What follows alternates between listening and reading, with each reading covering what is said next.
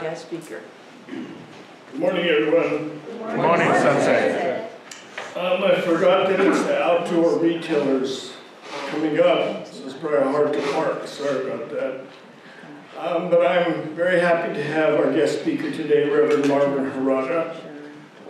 He's one of my oldest friends as far as religion goes. I met him when I was an IBS student 30 years ago.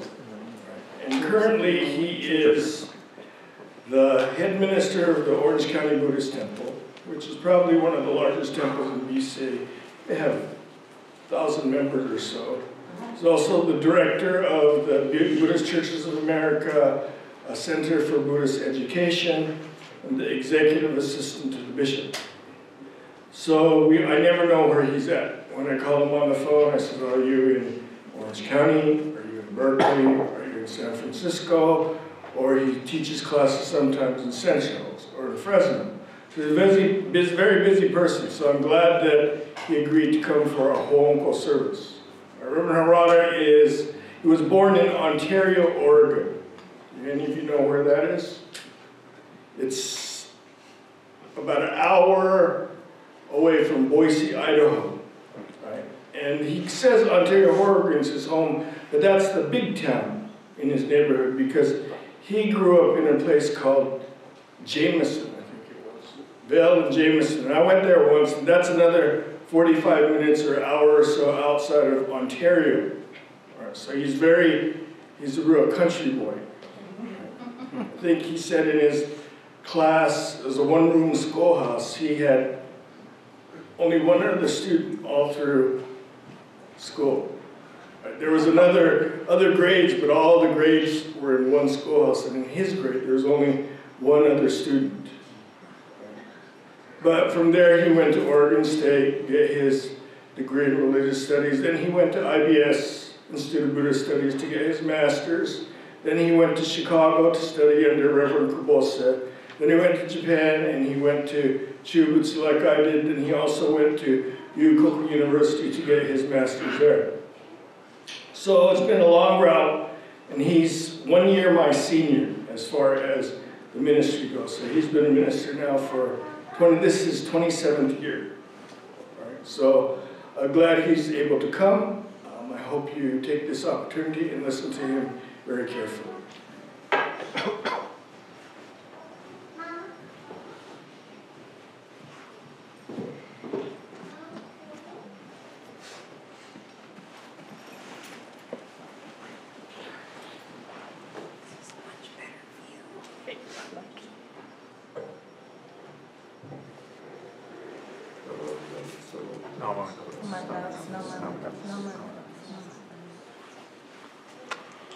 Good morning, everyone. Good morning. Nice to see all of you here for this very special day for all of us as Shin Buddhists. I'd like to first of all thank Reverend Jerry for his kind invitation to speak not only here, but yesterday I had the opportunity to speak at the Honeyville Temple and the Ogden Temple, and this afternoon we'll go back to Ogden. It is true, I grew up in a small area of eastern Oregon, and there were only 25 students in my elementary school, so 8 grades, only 25 students in the whole school, and in my class there were just 2 of us. Her name was Mary Lou Coleman. I'll never forget her name. It's easy to remember your classmate's name when you have only one classmate. Every year I call Mary Lou Coleman, you want to have a class reunion this year? Oh, let's skip this year. Okay, let's skip. Sadly, however, I have to say that when I graduated from the 8th grade, I graduated salutatorian, which is second highest in your class. Out of a class of 2. Eventually, I did graduate valedictorian. That's when I graduated from IBS. But how many students do you think were in my class at that time? Yes, only 1. So I graduated at the top of my class and at the bottom of my class, both at the same time. But it's very great to be here. I'd like to begin with a little message for the younger people, even the young at heart, if you're 80 or 90. So let me bring my friend out to speak to you. Some of you have met him before.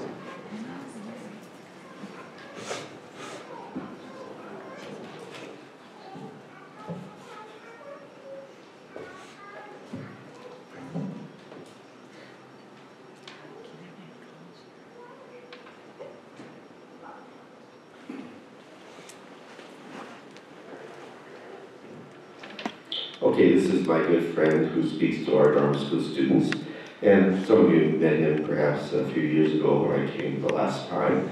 But his name is Freddie the Frog. Hey, buddy. Hey, Freddie. Boy, sure is cold here, isn't it? That's right. What was the temperature when we left Orange County the other day? 86 degrees. I like the warm weather. Kind of cold here for me. My green skin is going to turn pale blue. It is cold. You know, you brought a lot of things here. Is this kind of show and tell today, Freddie?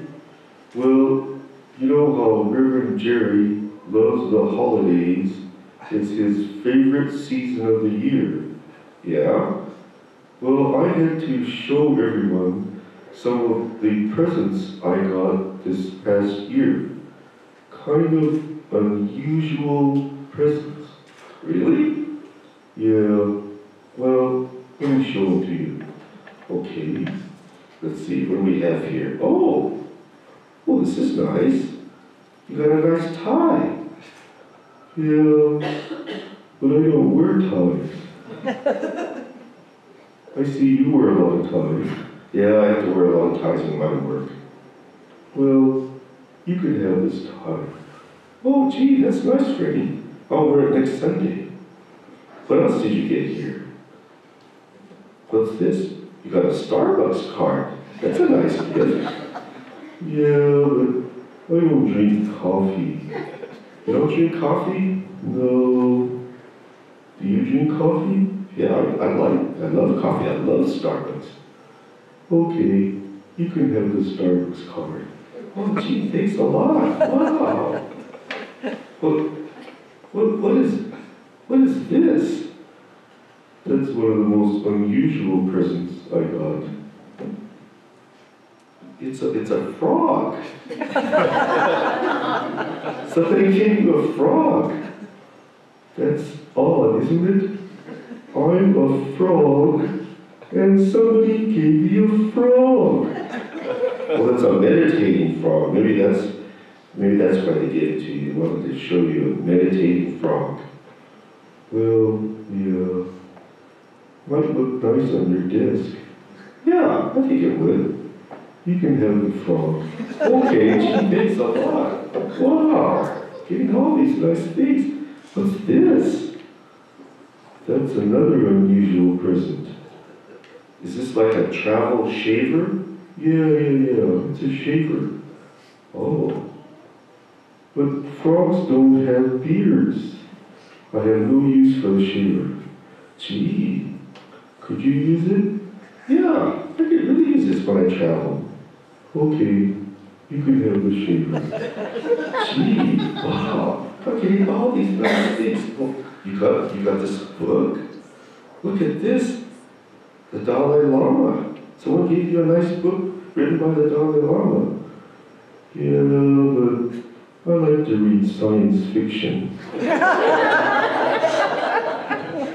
I think you read a lot of books on Buddhism, don't you? Yeah, I do. I really like the Dalai Lama's books. Well, you can have the book too. Gee, I got all these nice things from you. Wow. You know, I kind of noticed I didn't get a gift from you this past holiday season.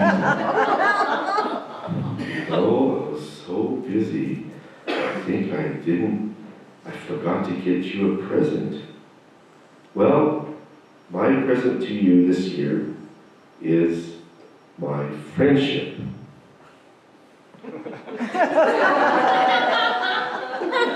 Your friendship?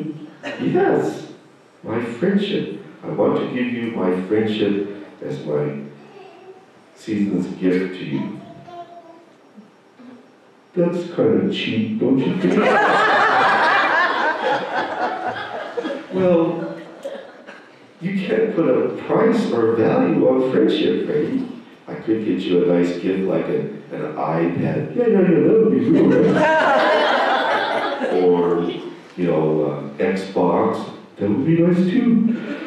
But I want to give you something non-material, my friendship.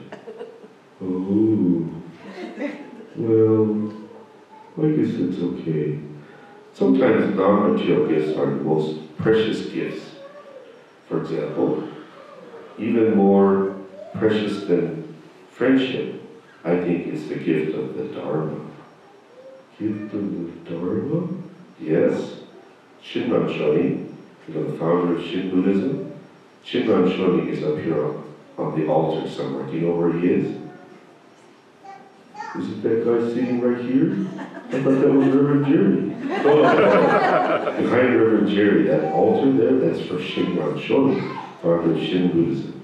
And he talks about his greatest gift of life was the Dharma. The Dharma as Nam Wamidatsu. He received this gift from all his wonderful teachers and from the Buddha, and that was the most precious, invaluable gift of his life. Whoa. So something non-material can be the greatest gift, because the Dharma illuminates our heart and mind, and it makes our life the most meaningful and grateful that it can be. So that's a great gift. Nothing can exceed that. Oh, well, can you give that to me for next year? Well, the Dharma you have to receive in your own life by listening to the teachings. Then you'll come to receive the Dharma. I can't give it to you like in a present. Oh, well, so you just keep receiving it. That's right. Year after year, day after day, we receive the Dharma through our everyday life experience and from teachers and wonderful teachings. Okay? Okay. Well, thanks for the friendship gift. You're welcome, friend. But I think I will get you something when we get back, okay? Okay. Wonderful that'll be. But he's so cheap, it won't be much anyway. Well, I'll get you something nice. Okay. Well, I'll look forward to that. Gotta go. Bye.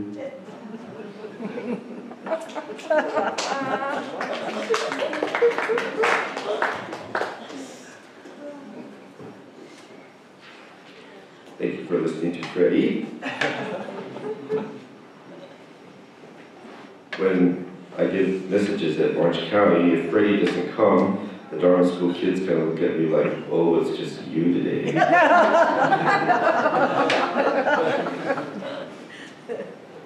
Today, for our Hoonko service, I would like to share some experiences that I've had. And the first experience I'd like to share with you, I had a couple of years ago. I had the wonderful opportunity to speak at a symposium hosted by our Honganji in Kyoto, Japan. And so I guess they wanted someone different. So they asked me to come from the United States to speak about how our temples operate in the United States. So I was one of the speakers, and the other speaker was a very eminent professor, Professor Michio Tokunaga, who is the head of the scholar priests of our Honganji tradition. It's called Kangaku. So he's one of the most foremost authorities on Shin Buddhism.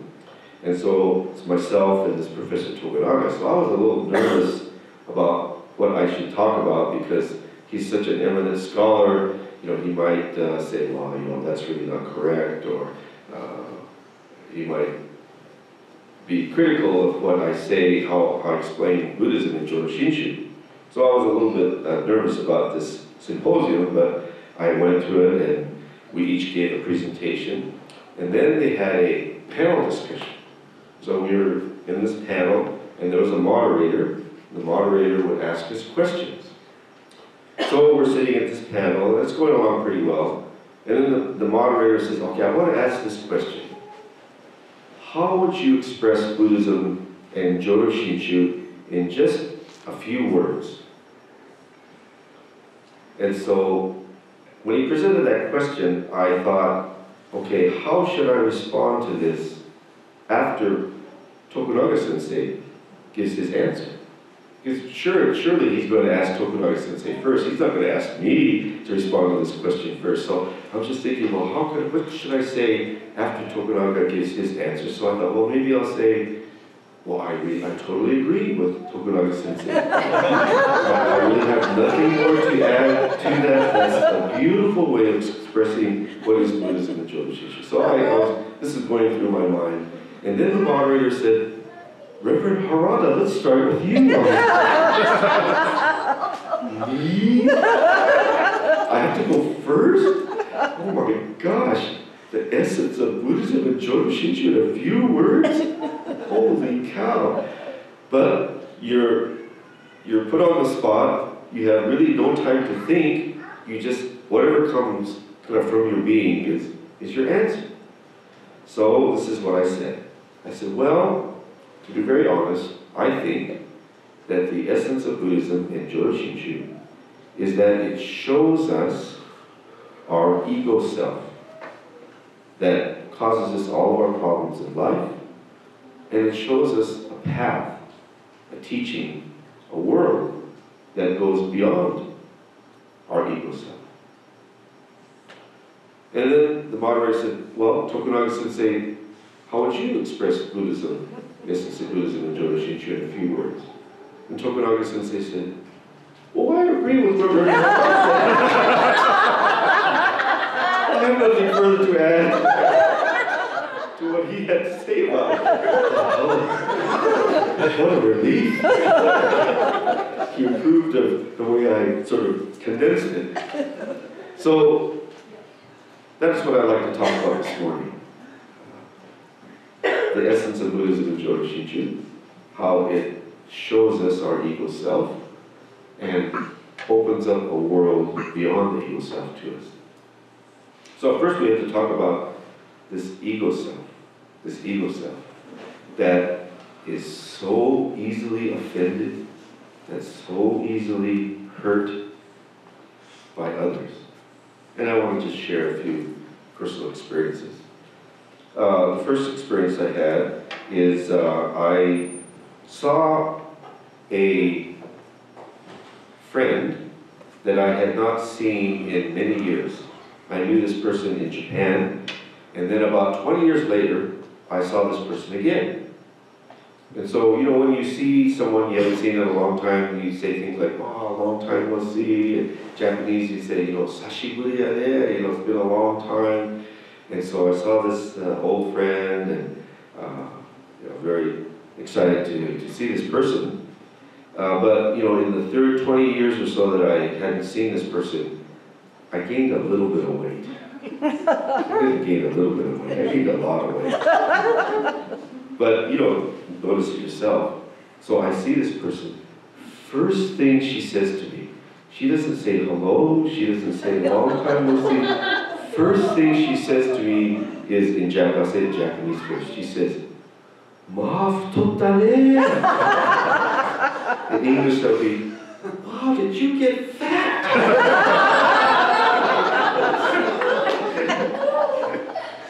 And on the surface, I'm laughing. Oh yeah, I gained a little bit of weight. And inside, I'm going, the nervously. She doesn't say hello. She doesn't say long time no see. She says, wow, you got fat. I mean, what kind of Japanese person is this? Japanese people are much more cordial and polite. A real Japanese person would never say something like that. You know, they would soften it a little bit. They might say, oh, you got a little rounder. No one would ever say, wow, did you get fat? So, inside, I'm hurt. But she's just calling it like she sees it. She didn't see me in 20 years. I gained, whatever, 30 pounds or something. And that's the first thing that came out of her mouth.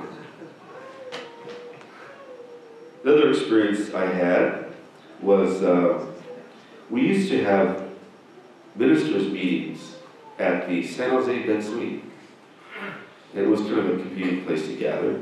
And so I had gone up to San Jose for a minister's meeting, a committee meeting, parked my car at the Bensby parking lot, and then if you know, you have to cross the street to go to the Bensby, the San Jose temple. So I parked my car and I'm getting ready to cross the street, and there's a car approaching from my left. And it's there's a woman in this car, and then as this car is approaching, she's waving out of the window, "Sensei, Sensei." Looking at this car, this person driving, doesn't look familiar. Now, you know, we minister, sometimes we meet people, one of our own members in a different city, or thinking, gee, you know, is this one of our members that moved to San Jose? Did I do this woman's wedding 15 years ago? Or how do I know this person? And just in seconds, I'm racking my brain trying to figure out if I know this person or not. Doesn't look familiar. She's getting closer and closer. "Sensei, Sensei." Then as she gets really close, she hollers out, "Reverend Abiko! Reverend Abiko!" And then she gets really close to me, and then she goes like that. And then she just kind of puts her head down, and then drives past. And she realizes, you know, I wasn't Reverend Abiko. So I thought, oh, such a relief. I didn't have to know that person. She thought I was Reverend Abiko. So I go to the San Jose Bensby, and I go to the meeting room, and I'm at this meeting, and I'm sitting next to Reverend Abiko. Some of you know him, but yeah, he just retired, so I can talk this way. So I'm sitting next to Reverend Abiko, and I'm looking at him. That lady mistook me for Reverend Abiko. How in the world did she mistake me for Reverend Abiko? Do I look like that? 15 minutes of the meeting, I'm not paying any attention to the meeting. How could she think that I'm Reverend Abiko?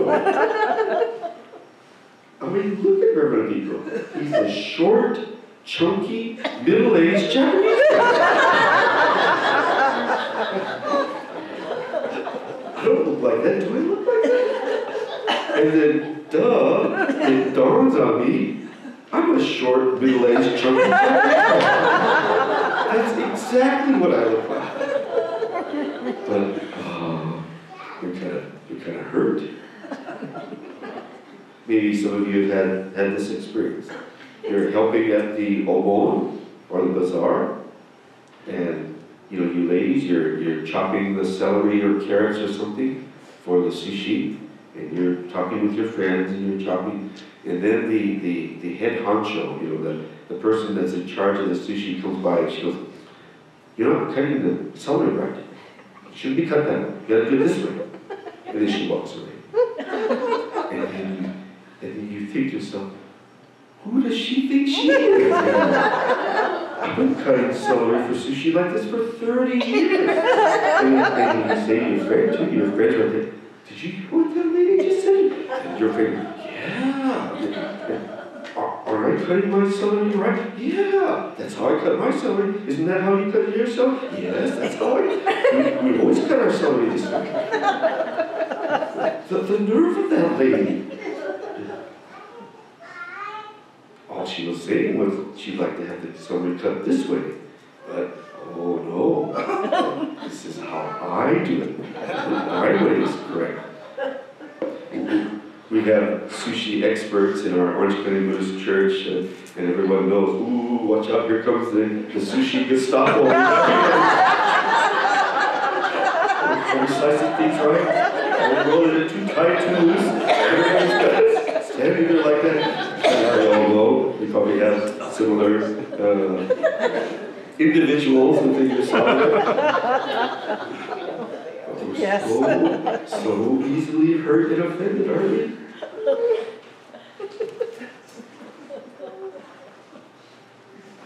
One more experience I'll share. One time I went into a McDonald's and I just wanted to get a cup of coffee. I looked at the menu, okay, $1.20 or something like that. But I got out the exact change, a small coffee, and I handed the girl $1.20 or something. And she gives me a lot of the change back. that's odd.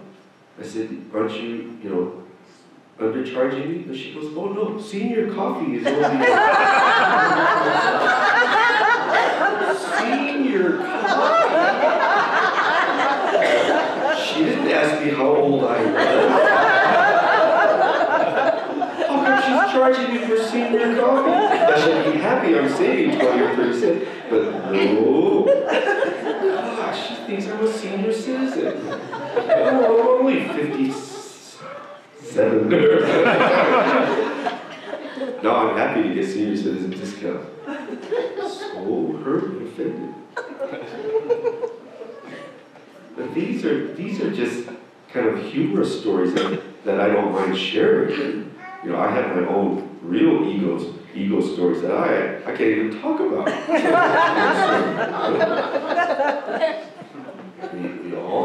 we have those. We have those when we think about it. Times when we were hurt or offended. And really, what was the core issue? It was our own ego. So, Shin Buddhism, we have this collected works of Shinran, and it's a big, thick book, and it's not easy reading. But if you read the collected works, and you read Shinran's writings from the perspective of someone who deeply saw his ego self, then I think it makes a little bit more sense. Someone who deeply saw his ego self, because there was a mirror, there was a light that showed him his ego self. So on one hand, he talks about his deep ego self. At the same time, he talks about the world of truth that goes beyond his ego self, that shows him his ego self, that illuminates his heart and mind.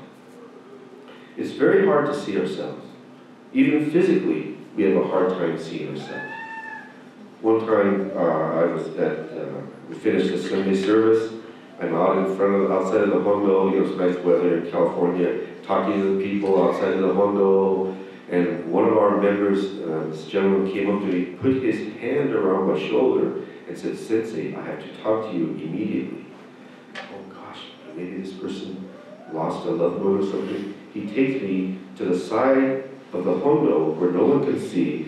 I thought, oh gosh, he wants to talk about something confidentially. And he said to me, Sensei, your zipper is down.